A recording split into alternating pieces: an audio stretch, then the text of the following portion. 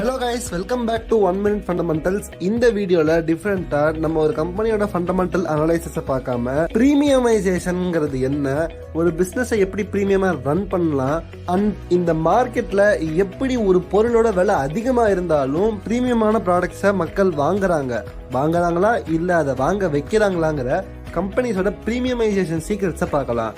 இந்த பிரீமியமைசேஷன்ங்கிறது not just in high priced products. நம்ம ஒரு சாதாரண 10 ரூபாய் பிஸ்கெட்ல இருந்து 1 லட்சம் ரூபாய் போன் வரைக்கும் இந்த பிரீமியமைசேஷனை பார்க்கலாம். ஃபார் எக்ஸாம்பிள், பிரீமியம்னு சொன்னாலே நம்ம எல்லாருக்கும் ஃபர்ஸ்ட் ஞாபகம் வரக்கூடிய கம்பெனில ஒரு கம்பெனி ஆப்பிள். ஸோ எப்படி மற்ற போன்ஸ்லாம் 20,000 ரூபாய் 30,000 ரூபாய்க்கு போன் லான்ச் பண்ணி லாபம் பார்த்துட்டு இருக்கிறப்ப ஆப்பிளால மட்டும் 1 லட்சம் ரூபாய்க்கு போன் லான்ச் பண்ணி மற்ற கம்பெனிஸோட அதிகமான சேல்ஸ் பார்க்க முடியுதுங்கிறத இந்த வீடியோல தெரிஞ்சுப்போம். பட் இதை 1 லட்சம் ரூபாய் போன்ல மட்டும்தான் பண்ணணும்னு அவசியம் இல்ல. நம்ம சாதாரண ஒரு 2000 ருபீஸ் ஷூல கூட பண்ணலாம். எஸ், நம்ம நிறைய பேருக்கு நல்ல ஒரு குவாலிட்டியான ஷூ 1000 ருபீஸ் டு 2000 ருபீஸ்ல நல்ல டீசன்ட் குவாலிட்டி ஷூஸ் ஈஸியா வாங்கலாம். பட் பூமா, நைக்கி மாதிரி கம்பெனிஸ் எல்லாம் அசால்ட்டா 10,000 ருபீஸுக்கே ஒரு ஷூவை லான்ச் பண்றாங்க. அண்ட் அந்த ஷூவும் நல்லாவே சேல்ஸ் ஆகுது.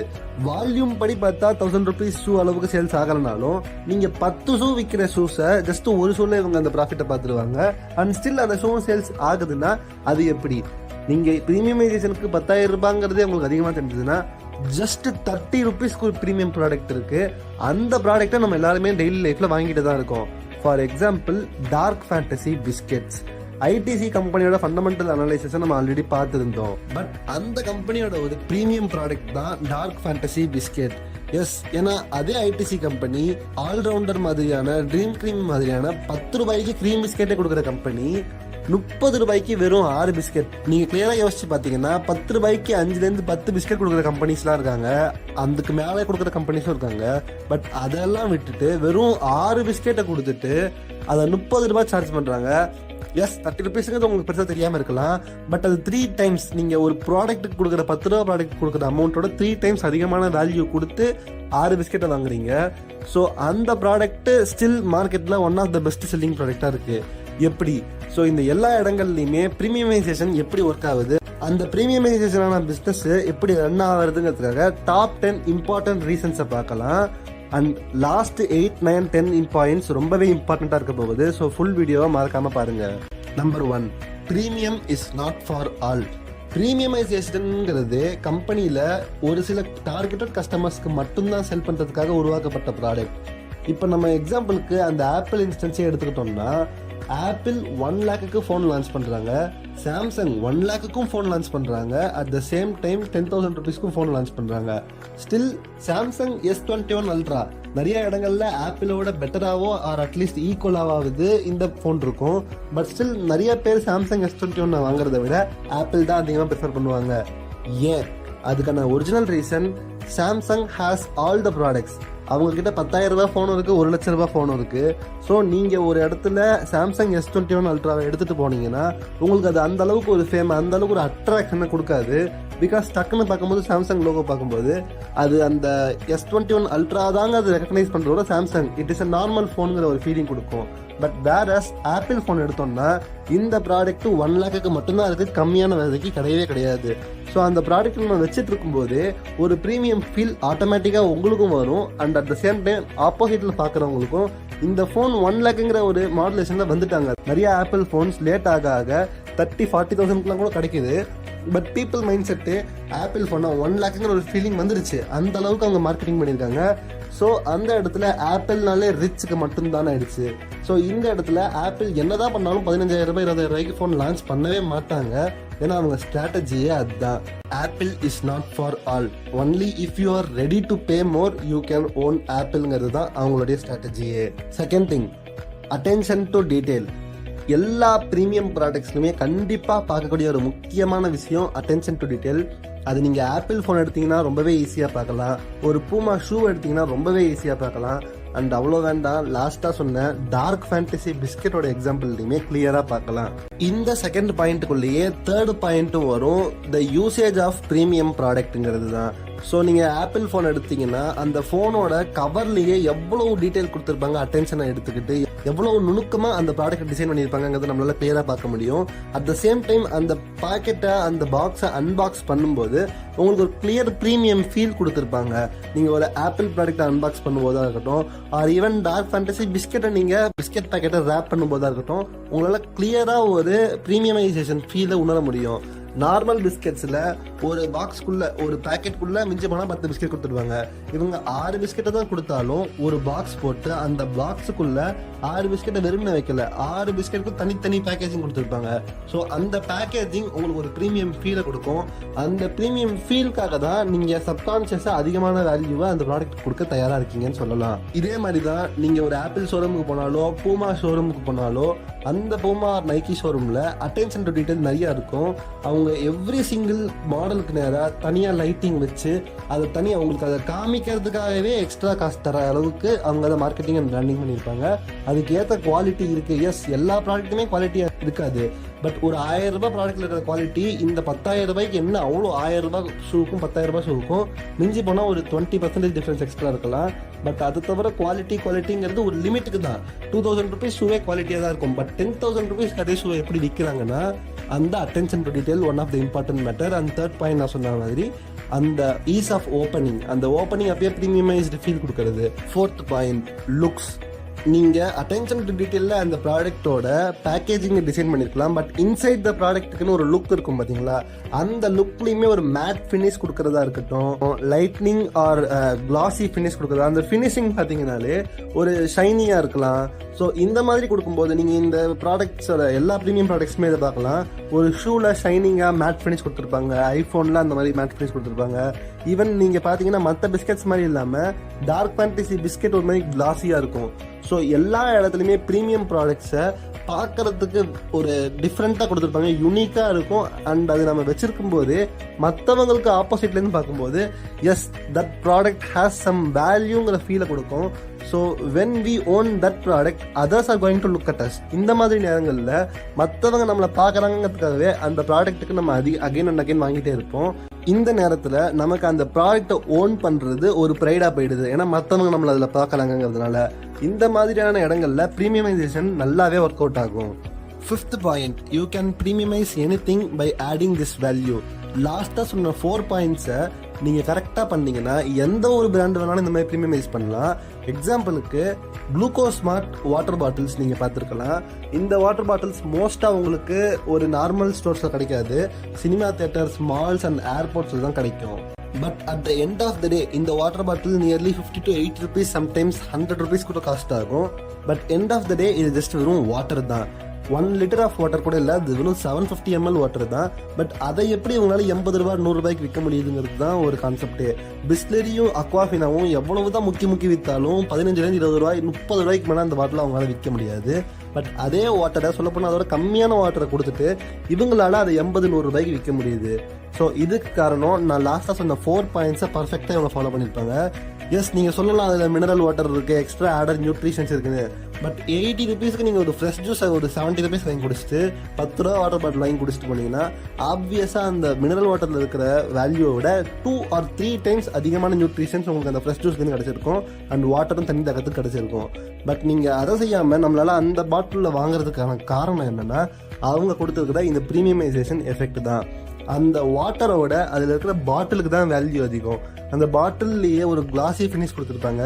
மற்றவங்களுக்கு பார்க்கும்போது அது ஒரு ப்ரீமியம் ப்ராடக்ட்னு தெரியும், அது ஒரு ரிச்சான ஃபீலை நமக்கு கொடுக்கும். அந்த மாதிரியான பிராண்டிங் மூலமாக தான் இந்த மாதிரியான கம்பெனிஸ் நம்ம கிட்ட ப்ரீமியம் ப்ராடக்ட்ஸை புஷ் பண்றாங்க.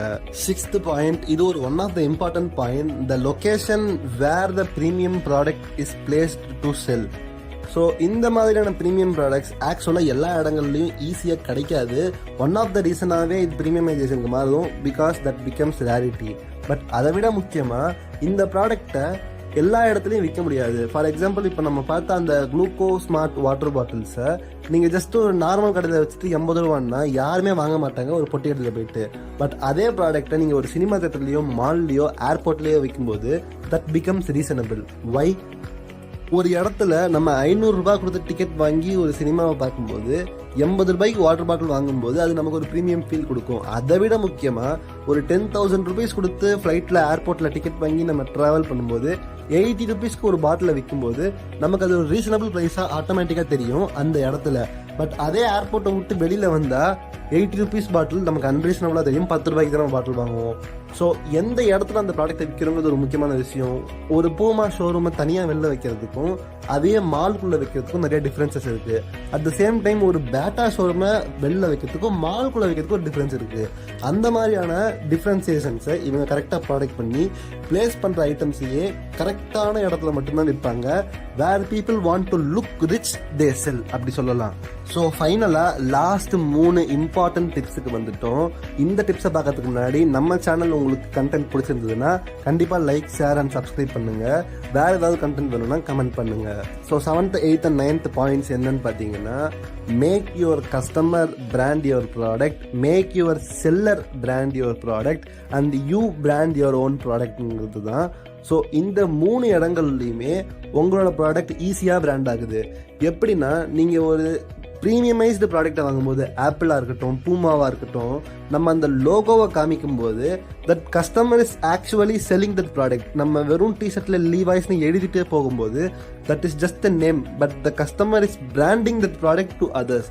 ஸோ இப்போ நம்ம ஒரு ப்ரீமியமைஸ்டு ப்ராடக்டை வாங்கிட்டு அந்த ப்ரீமியம் ப்ராடக்டை யூஸ் பண்ணும்போது மற்றவங்க கிட்ட எஸ் இது ஒரு ப்ரீமியம் ப்ராடக்ட் தான் அண்ட் இந்த ப்ரீமியம் ப்ராடக்ட் நான் வச்சிருக்கிறதுல பெருமைப்படுறேன்னு காமிக்கிறது மூலமா அந்த கஸ்டமர்ஸ் கூட இருக்கிற மற்ற அசோசியேட்ஸுமே அந்த ப்ராடக்டை வாங்குறதுக்கு ஈர்க்கப்படுறாங்க.